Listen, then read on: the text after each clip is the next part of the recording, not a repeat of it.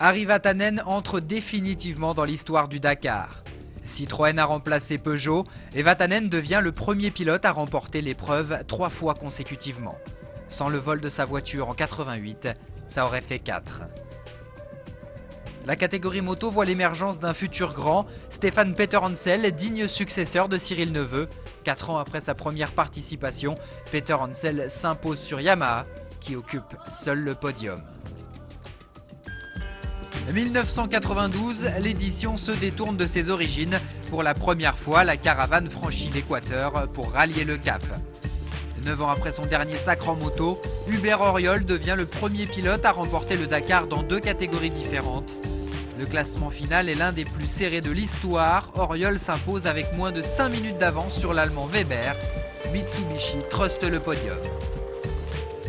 En moto, doublé pour Stefan Peter Hansel, qui a su résister à l'assaut des Cagiva. Malgré un cadre toujours aussi exceptionnel, l'édition 93 est l'une des moins serrées de l'histoire. Dès les premiers tours de roue en Algérie, les 2 futurs vainqueurs sont déjà largement en tête.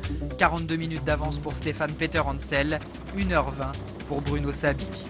Hubert Auriol, 3e à l'arrivée, est le seul pilote à avoir participé aux 15 premiers Dakar.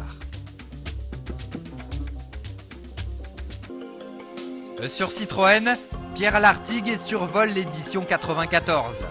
Avec vitesse, précision et culot, comme à Nouakchott en Mauritanie où il opte pour la plage, Lartigue remporte 10 des 18 étapes disputées.